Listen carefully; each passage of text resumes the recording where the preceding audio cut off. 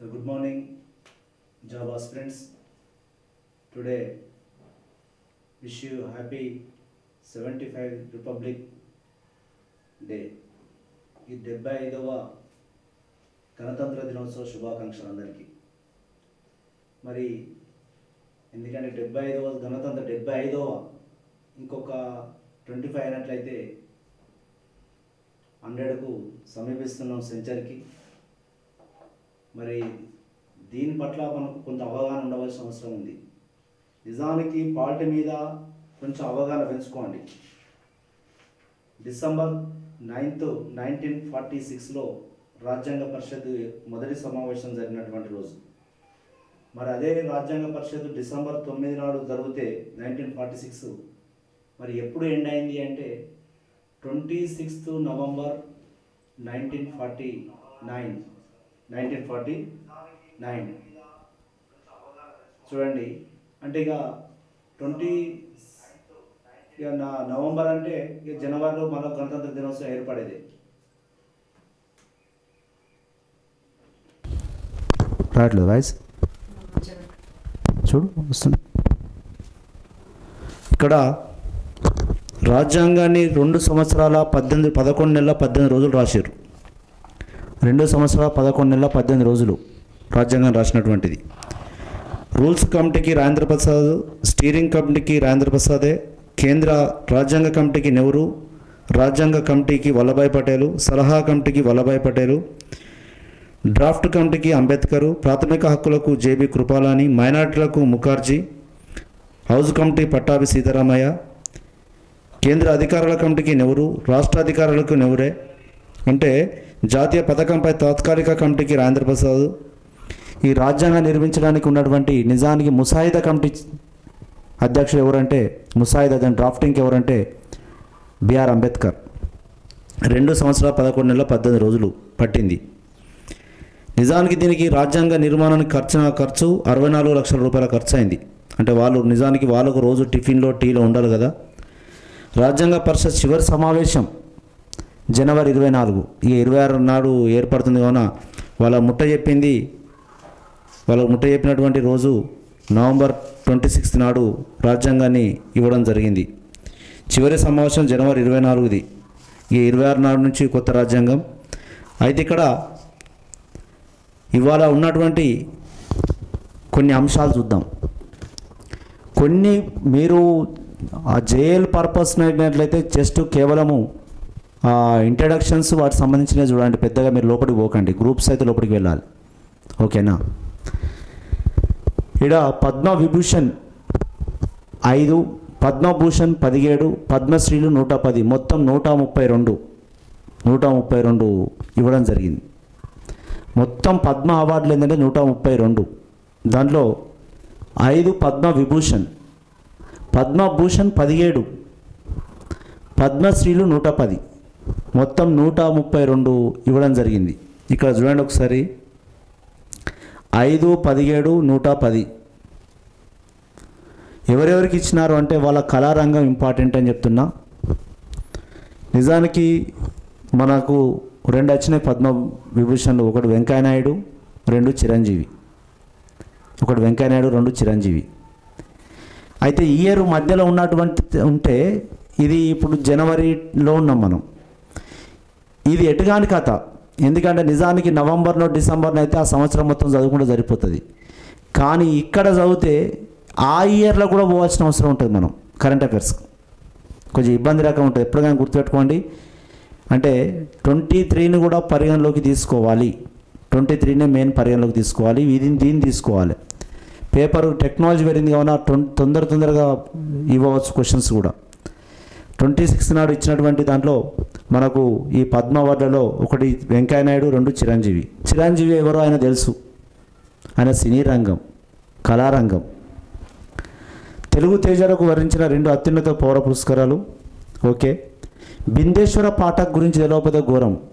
బిందేశ్వర పాఠక్ ఎవరంటే ఈ సులభ్ కాంప్లెక్స్ నిర్మించినటువంటి ఒక బీహార్ వాసి. నిజానికి అంటే సులభ్ కాంప్లెక్స్ సిటీలో ఉన్నామని తెలుస్తుంది బాధ ఏందో. ఎప్పుడన్నా పరిస్థితి ఎమర్జెన్సీ వచ్చినాయి అన్నప్పుడు ఈ సులభ్ కాంప్లెక్స్లోను మీరు నెట్లో చూడండి. ఫస్ట్ సులభ్ కాంప్లెక్స్ ఎంత దూరంలో ఉన్నాయని తెలుస్తుంది. కొంచెం పరిస్థితి మంచిగా లేనప్పుడు ఓకేనా, లేడీస్ అయినా జెంట్స్ అయినా కానీ సులభ కాంప్లెక్స్లు విత్ రికగ్నైజ్ చేసి ఉంటే ప్లేస్లో మీరు ఏమైనా ఇబ్బంది ఉంటే అడిగినట్లయితే అది ఎంత దూరం ఉంది ఓకేనా, ఎన్ని కిలోమీటర్ల దూరంలో ఉంది, కిలోమీటర్లు ఎక్కడివి ఓకేనా. బిందేశ్వర పాఠక్, పద్మసుబ్రహ్మణ్యం ఈ భరతనాట్యంలో, వైజయంతిమాల సినీ రంగం. అంటే వీళ్ళు రేపు పొద్దున వాళ్ళ యొక్క నటన అడగవచ్చు ఓకేనా. మొత్తం 5 పద్మ విభూషణ్, చాలా ఏది భారతరత్న తర్వాత ఉన్నటువంటి దాంట్లో పద్మ విభూషణ్ 5 ఇచ్చారు, పద్మభూషణ్ 17 ఇచ్చారు, పద్మశ్రీలు 110, మొత్తం 132. రేపు పొద్దున మ్యాచ్ ది ఫాలోయింగ్ ఇస్తే ఇబ్బంది అవుతుందని చెప్తున్నా ఓకేనా. మొత్తానికి తెలుగుకు 6 వచ్చినాయి పద్మశ్రీలు, 6లో 5 తెలంగాణకు, 1 ఏపీకి రావడం జరిగింది ఓకేనా. రైట్, వీటి మీద కొంచెం అవగాహన పెంచుకోవాల్సిన అవసరం ఉంటుంది. వెంకయ్య నాయుడు, చిరంజీవి విభూషణ్లు, బిందేశ్వర పాఠక్, పద్మసుబ్రహ్మణ్యం భరతనాట్యం, వైజయంతిమాల సినీ రంగం, కళారంగం ఓకే. ఎమ్మెల్సీలుగా కోదండరామ్ మరియు మీర్ అమీర్ అలీ ఖాన్.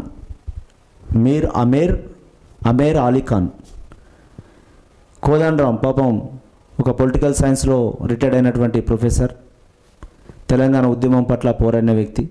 మంచి అవకాశం, అసలు పంపుతారా పంపరా అసెంబ్లీకో లేకపోతే పెద్దల సభకో పంపుతారా అనుకుంటే మంచి అవకాశం ఇచ్చారు సార్, ఆల్ ది బెస్ట్. అదేవిధంగా ఒక ఎడిటర్ మీర్ అమీర్ అలీ ఖాన్. ఈ మీర్ అమీర్ అలీ ఖాన్ అనే పర్సన్ ఎవరంటే, ఇతను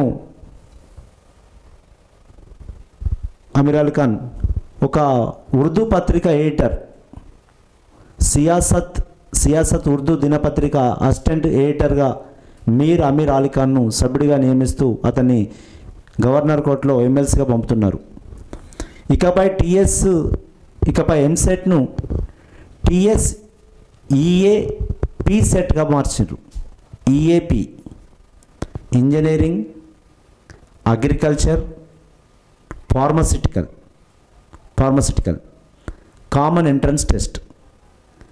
ఎంసెట్ను దాని పేరు మారడం జరిగింది, Telangana state engineering, agriculture, pharmaceutical common entrance test ఓకేనా. ఒక పేరు దాన్ని ప్రభుత్వాలు మారినప్పుడు కొన్ని పేర్లు మారుతాయి. రాష్ట్రానికి 2వ రాష్ట్రపతి పోలీస్ విశిష్ట సేవా పథకాలు రాష్ట్రానికి 2, ఒకటి సౌమ్య మిశ్రా, 2 దేవేంద్ర సింగ్ చౌహాన్కు. అంటే ఎప్పుడైనా ఏ రంగంలో చేసిన వాళ్ళకు కూడా, ఒక పోలీస్ రంగంలో చేసిన వాళ్ళకు గుర్తించాలి కదండి, గుర్తించకపోతే కూడా ఓకేనా. అంటే సౌమ్య మిశ్రా అంటే వాళ్ళకు క్యారెక్టర్ వైజ్ కానీ రిసీవింగ్ కానీ ఏదైనా సందర్భం వచ్చినప్పుడు వాళ్ళ యొక్క ఇన్వాల్వ్మెంట్ కానీ అవన్నీ ఉంటాయి ఓకేనా. నిజానికి లేడీస్కు పోలీస్ జాబ్లో ఉండడం అనేది చాలా, వాళ్ళు కొంత వరకు 95% వరకు సర్వీస్ చేయగలుగుతారు. ఎందుకంటే అక్కడ ఉన్నటువంటి ఓకేనా సౌమ్య మిశ్రా, దేవేంద్ర సింగ్ చౌహాన్ ఇద్దరికి రాష్ట్రపతి విశిష్ట సేవా పథకాలు ఇవ్వడం జరిగింది. అదేవిధంగా చూడండి, పాలియేటివ్ కేర్లో తెలంగాణ బెస్ట్. ఈ పాలియేటివ్ కేర్ అంటే, పాలియేటివ్ కేర్ ఈ వృద్ధాప్య ఏంటివి వాళ్ళను చూసుకునేటువంటి కేర్ తెలంగాణ ప్రభుత్వం WHO ఇచ్చింది, ఇది ఎవరు కాదు, వరల్డ్ హెల్త్ ఆర్గనైజేషన్ వాళ్ళు ఇచ్చినటువంటిది. వృద్ధాప్యంలో వాళ్ళకి పాప అనేక సమస్యలు వస్తుంటాయి ఎవరైనా రేపు పొద్దున. ఎందుకంటే బాల్యము మరియు వృద్ధాప్యం అనేది ఈ 2 చాలా ఘోరమైన పరిస్థితులు. అందుకే ఏమైనా సంపాదించుకుంటే యవ్వనం ఉన్నప్పుడే సంపాదించుకోవాలి, అంటే డబ్బు. నెక్స్ట్ పాలియేటివ్ కేర్లో తెలంగాణ బెస్ట్.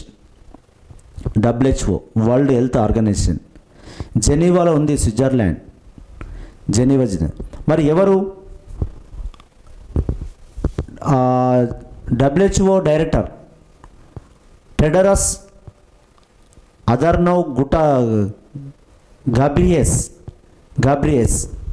చూడండి ఇక్కడ నిజానికి అంటే Tedros Adhanom Ghebreyesus WHO director. Antonio Guterres ఎవరు? Antonio Guterres is a UNO director. 193 దేశాలు ఉన్నటువంటిది, 193 దేశాలు ఉన్నాయి. ఓకేనా? ఆంటోనియో గుటెరస్, ఈ WHO టెడ్రస్ అథానమ్ గ్యాబ్రియసెస్. జాగ్రత్త, పేర్లను నేను చెప్తున్నా, వాళ్ళదే క్వశ్చన్ వాళ్ళదే ఆన్సర్, గుర్తించి పెట్టడమే మనం. నిజానికి కరోనా టైంలో ఈ టెడ్రస్ అథానమ్ గ్యాబ్రియసెస్ అయితే నిజానికి ఒక అమెరికా ఇన్సల్ట్ చేసింది.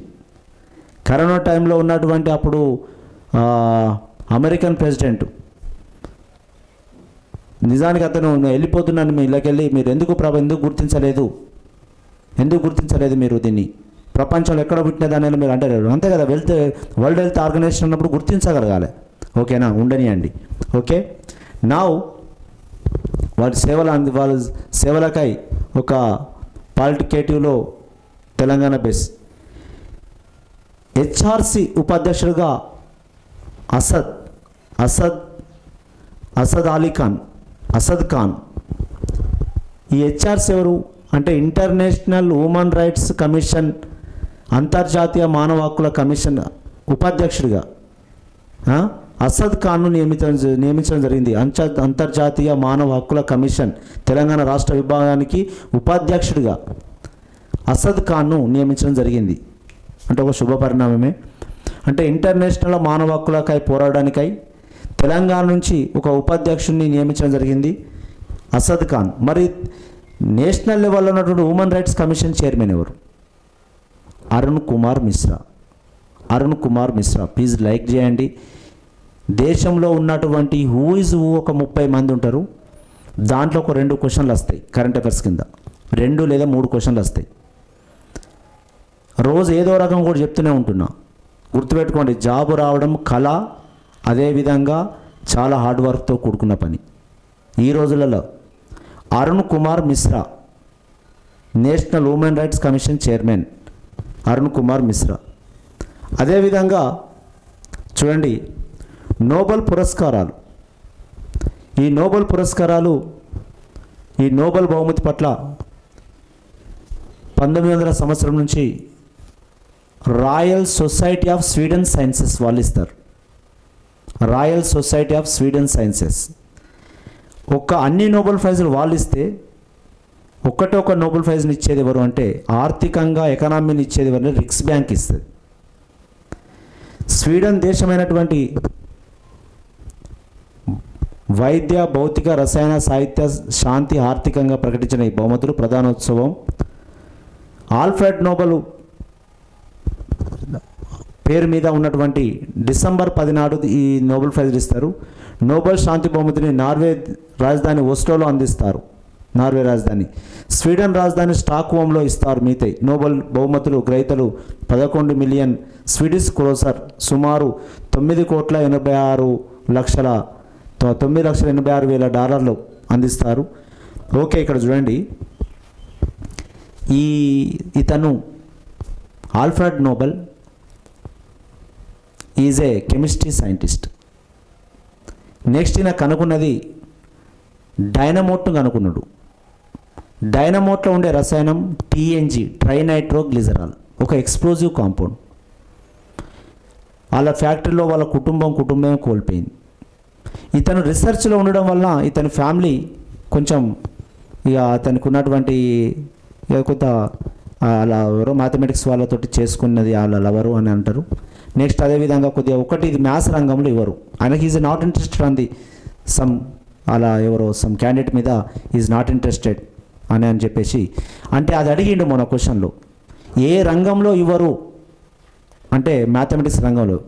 తను సంపాదించిన పూర్వం ఎవ్వరు లేరు పాపం, ఆయన అందరిని కోల్పోయిండు, ఇంటి కుటుంబాన్ని కోల్పోయిండు. రీసెర్చ్ వలన ఫ్యామిలీ కూడా కోల్పోతారు. అబ్దుల్ కలాం చూడండి ఫర్ ఎగ్జాంపుల్, ఫ్యామిలీ కూడా కోల్పోతారు వాళ్ళకి. ఎందుకంటే ఇక టైం లేక మొత్తం మ్యారేజ్ కూడా చేసుకోకుండా లాస్ట్కి అటు పోయొచ్చే వరకు ఉన్న టైం అయిపోతుంది, ఏజ్ అయిపోతుంది. ఎవరైనా చూసి పెట్టుకున్నా వాళ్ళు కూడా వెళ్ళిపోతారు. ఓకేనా, ఎవరు ఉండారు లాస్ట్కు జీవితం అంతా ఒంటరిగా బతకవలసి వస్తుంది. శాస్త్రవేత్తలకు ఏదో రకంగా వాళ్ళు చేసిన కృషికి కొంత నా వంతున నేను సాయం చేయాలని చెప్పేసి ఒక ట్రస్ట్, నోబెల్ ట్రస్ట్ కింద పెట్టడం జరిగింది. నోబెల్ ట్రస్టు అంటే 1901 నుంచి ఇవ్వడం జరుగుతున్నది వీటిని, 1901 నుంచి. మరి 23 అంటే మీరు మళ్ళీ నవంబర్ డిసెంబర్లో ఇవ్వడానికి ఆస్కారం ఉంది. ఇవి ఎప్పుడు చూడండి, ఈ నోబెల్ ప్రైజ్లు ఇవ్వడానికి దాదాపు మళ్ళీ నవంబర్ మంత్ అవుతుంది. డిసెంబర్ మంత్లో ఇస్తారు నోబెల్ ప్రైజ్లు, డిసెంబర్ మంత్లో ఇస్తారు. నవంబర్ మంత్లో వీటిని నిర్ణయిస్తారు. అంటే నవంబర్ మంత్లో నిర్ణయించారు, డిసెంబర్ 10 నాడు ఇస్తున్నారంటే మరి అప్పటి వరకు మీకు మళ్ళీ ఎగ్జామ్స్ అయిపోతే అప్పటి వరకు నోటిఫికేషన్లు అయిపోతాయి మిత్రులారా, నోటిఫికేషన్లు అయిపోతాయి. మరి 23 నోబెల్ ప్రైజ్లే మీకు ఇంపార్టెంట్ అని చెప్తున్నా. ఈ 6 రంగంలో ఉన్నటువంటి నోబెల్ ప్రైజులలో ఆర్థిక రంగంలో ఇచ్చేటువంటిది క్లాడియా గోల్డిన్కు అమెరికాకు వచ్చింది. క్లాడియా గోల్డిన్, ఆర్థిక రంగం క్లాడియా గోల్డిన్ ఒకరికి ఇవ్వడం జరిగింది. ఆర్థిక రంగంలో అమెరికా. పరిశ్రమిక రంగంలో మహిళల భాగస్వామ్యం, స్త్రీ పురుషుల మధ్య వేతనాల అసమానత్వం, లింగ వివక్షత తదితర అంశాలపైన అధ్యయనం చేసిండు. అంటే ఎకనామిక్ పొజిషన్లో జెంట్స్కో రేటు, లేడీస్కో రేటు అనేటువంటి లింగ భేదత్వం దాంట్లో మీద క్లాడియా గోల్డిన్. రేపు ఆర్థిక రంగంలో ఎవరికి ఇచ్చారు అంటే చెప్పండి, క్లాడియా గోల్డిన్ అంటే క్లాడియా గోల్డిన్ అమెరికాకు చెందినటువంటి. శాంతి నర్గిస్ మహమ్మద్ ఇరాన్. శాంతి ఒక్క ప్రైజ్ ఉన్నటువంటివి, వాటి జాగ్రత్త చదవండి అని చెప్తున్నా. శాంతి నర్గిస్ మహమ్మద్ అంటే ముస్లిం. ఇరాన్లో మహిళల అణచివేత, మానవ హక్కుల పైన అవగాహన, అందరికీ స్వేచ్ఛ, మరణశిక్ష రద్దు కోసం అలుపెరగని ఎరగకుండా ఆమె చేస్తున్న పోరాటానికి నర్గిస్ అహ్మదీ ఒక లేడీ. నిజానికి అక్కడ ఒక ముస్లిం దేశంలో కొన్ని అంటే చూసుకుంటే ఇంటి వరకు బహుగా చూసుకుంటారు, కానీ ఒకవేళ నిజానికి శిక్షిస్తే దారుణంగా శిక్షిస్తారు. అదొకటే నచ్చింది. ఇక మిగతా మా దాంట్లో చూసుకుంటూ తక్కువనే ఉంటుంది, గౌరవం కూడా తక్కువ ఉంటుంది. కానీ వాళ్ళు చూసుకుంటే అత్యధికంగా రేటింగ్ వాళ్ళకి ఉంటుంది. వాళ్ళ లేడీస్ని ముస్లింలో 2 అదేవిధంగా తప్పు చేస్తే శిక్షించడం కూడా అట్లే ఉంటుంది. మరి వాళ్ళ దాంట్లో అట్లా ఉండద్దు అని చెప్పేసి ఇరాన్లో మహిళలపై అణచివేత, మానవ హక్కులపై అవగాహనపై నర్గిస్ మహమ్మదీ ఓకేనా, ఈమెకు శాంతి పైన ఏమిచ్చారు, ఈమెకు శాంతి పైన ఇవ్వడం జరిగింది. శాంతికై, ఎందుకంటే ఆ మహిళల పట్ల పోరాటానికై ఆమె ఓపికతోటి. సాహిత్యం లిటరేచర్ జాన్ ఫోసే నార్వేకి చెందినటువంటి, బయటకు చెప్పుకోలేని ఎన్నో అంశాలను తన నవలల్లో, నాటకాల, పుస్తకాల ద్వారా తన రచనలో బహిర్గతం పరిచినందుకు ఆయనకి ఇచ్చినటువంటి సాహిత్యం కాదా మరి. అంటే బయటికి చెప్పలేనటువంటి కొన్ని, అంటే నిజానికి ఇప్పుడు ఈ రోజులలో భయపడేనా కానీ కొంత అంటే కొన్ని అనరాని మాటలు ఉంటాయి, అటువంటి వాటిని తన బుక్ రూపంలో బయటికి తెచ్చిండు. Jon Fosse Norway. ఈ 3 వెరీ వెరీ ఇంపార్టెంట్ గుర్తుపెట్టుకోండి. సాహిత్యం జాన్ ఫోసే నార్వే, శాంతి నర్గిస్ మహమ్మదీ ఇరాన్, ఆర్థికంగా క్లాడియా గోల్డిన్ అమెరికా. ఈ 3 తెలవకుండా ఉంటే ఒక్కొక్కరికే కదండి, సింగిలే కదా. సాహిత్యం జాన్ ఫోసే నార్వే 4 సార్లు అనుకుంటే ఎవరికైనా వస్తుంది. జాన్ ఫోసే నార్వే ఓకేనా. నెక్స్ట్ శాంతి నర్గిస్ మహమ్మదీ, ఇరాన్ మహిళల పట్ల పోరాడినటువంటి నర్గిస్ మహమ్మదీ. అదేవిధంగా ఆర్థికం క్లాడియా గోల్డిన్ చెప్పిన కదా. ఇద్దరు ఇప్పుడు చూడండి, పనికి పోతే లేడీస్కి వేరే రేట్ ఇస్తారు, జెంట్స్కి వేరే రేట్ ఇస్తారు. వాళ్ళు ఎంత పని చేయని, నిజానికి వాళ్ళు మా ఆడవాళ్ళు ఎంత పని చేయని వాళ్ళకు తక్కువనే ఇచ్చేటువంటి పరిస్థితి, అంటే వర్గ విభేదం. అదేవిధంగా రసాయన శాస్త్రంలో Moungi Bawendi, Louis Brus, Alexei Ekimov, nano technology సంబంధించినట్టు క్వాంటమ్ డాట్స్ ఆవిష్కరణలో చిన్న నానో కణాల పైన, ఎందుకంటే క్వాంటమ్ థియరీ మీద చేసినటువంటి ప్రయోగాలు. నౌ రసాయన శాస్త్రంలో Moungi Bawendi, Louis Brus, Alexei Ekimov nano టెక్నాలజీకి సంబంధించినటువంటి క్వాంటమ్ డాట్స్ ఆవిష్కరణలో క్వాంటమ్ డాట్స్ అనేవి చిన్న కణాలు. ఇప్పుడు నానో టెక్నాలజీ అనేది ఏంటంటే ఒకప్పుడు పెద్ద పెద్దగా ఉండేది వస్తువులు, ఇప్పుడు చిన్న వచ్చినాయి. ప్రతి దాంట్లో ఆ చిన్న పరిణామంలో ఇచ్చినటువంటి ఆ వస్తువు యొక్క మళ్ళీ దాని యొక్క వర్క్ ఎక్కువ, దాన్ని నానో టెక్నాలజీ అంటారు. నానో టెక్నాలజీ ఇప్పుడు ఈ రంగంలో నానో టెక్నాలజీ శాసిస్తున్నది. ఎంత పెద్ద వస్తువైనా పెద్దతనంగా చిన్నగా ఉండేటువంటి, అందుకే మనుషులు కూడా పెద్దగా ఉన్నారని చూడకండి, నానో మనుషులు వచ్చి ఇప్పుడు అంతా. ఓకేనా. రసాయన శాస్త్రం Moungi Bawendi, Louis Brus, Alexei Ekimov ముగ్గురు అమెరికా ఉన్నారు. ఇలా కెమిస్ట్రీలో ముగ్గురు అమెరికా. రేపు పొద్దున దేశాల పేరు అడిగింది అనుకోండి. ఓకేనా. మాంగి బవెండి, లూయిస్ బ్రౌస్, అలెక్సీ ఎకిమోవ్. అయితే ఇక్కడ గుర్తుపెట్టుకోండి, వేరే కంట్రీలో ఒకరొకరు నాలెడ్జ్ షేర్ చేసుకుంటారు, ఇండియాలో షేర్ చేసుకోరు. ఎవరితో ఫోన్ మాట్లాడినా చెడగొట్టే మాటలు చెప్తారు. ఏం చెప్తారా, ఎగ్జామ్ జరుగుతారా, ఏం పెడతారు, పోస్ట్ పోన్ అవుతుంది, వాడు చదువుకుంటాడు. గుర్తుపెట్టుకోండి, ఎవరిని నువ్వు ఫోన్ చేసి అడుగు, పాజిటివ్తో చెప్పేటోడే లేడు. గుర్తుపెట్టుకోండి, వాడు నీకోటి చెప్తాడు, వాడు పని చేస్తాడు. ఇండియాలో ఓ పని చెప్పి ఒక టీచర్ తప్ప. గుర్తుపెట్టుకోండి, ఎవరి ఫోన్లు చేయకండి, ఎవరిని అడగకండి, మీ పని మీరు చేసుకోండి ప్లీజ్ మిత్రమా.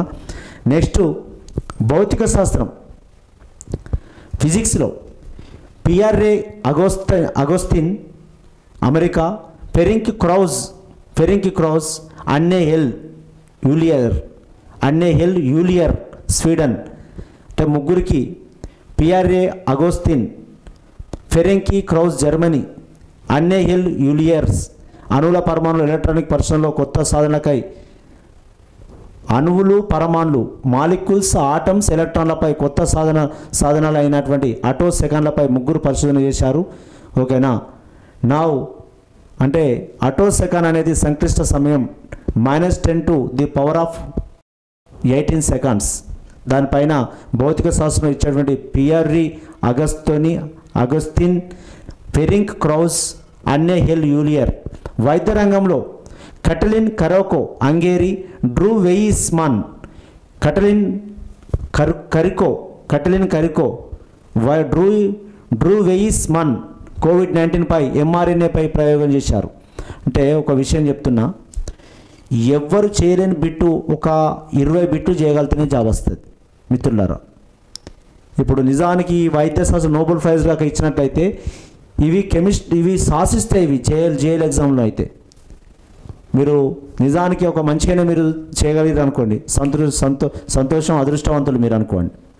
అంటే ఒక ఆర్థిక రంగం చెప్పినా కదా, ఆర్థిక విభేదాల మీద క్లాడియా గోల్డిన్ అమెరికా, శాంతి పాపం అమ్మాయి ఇరాన్ అమ్మాయి నర్గిస్ మొహమ్మది, సాహిత్యం జాన్ ఫొసే నార్వే, నవలలు రాసిండు, బయటికి చెప్పలేని అంశాలు నవలలో రాసినటువంటిది.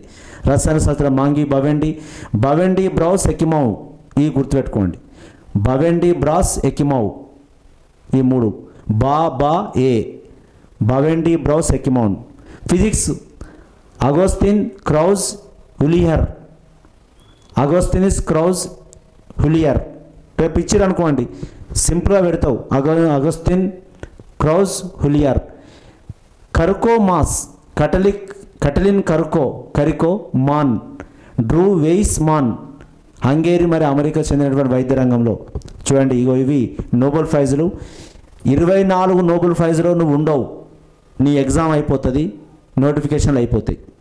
23 నోటిఫికేషన్ల మీద నేను చెప్తున్నా. నేను ఏ కరెంట్ అఫైర్ చెప్పినప్పుడు కూడా 23ను సగం తీసుకొస్తున్నా. మీరు చూడండి, కెమిస్ట్రీ, ఫిజిక్స్లు ఇవన్నీ కంపల్సరీ ఎంత పోరాడినంత పోరాడుతావు. ఒకవేళ కెమిస్ట్రీలో 120 మార్కులు వచ్చినాయి, 120, జిఎస్ 70 వచ్చినాయి, ఏం చేస్తావు చెప్పు? ఒక 10 తక్కువ తెచ్చిన ఏం కాదు, కానీ ఇది 110, 120 తీసుకురా. 120, 110 తీసుకురా. సబ్జెక్ట్ 110 తెస్తే చాలు. ఇది మాత్రం 110 తెస్తే 220 అవుతాయి. ఇది మాత్రం 100, 110, 120 వరకు తీసుకురా. జిఎస్ కదా, జిఎస్ నువ్వు సబ్జెక్ట్ ఎంత చదివినా వాడు మొత్తం దాని మీద కూర్చొని చేసినా 120 దాటాడు. అంటే 120 అంటే 240. మరి అప్పుడు జిఎస్ ఏం కావాలి? 10 తగ్గించినా మంచిదే మన సబ్జెక్ట్లో.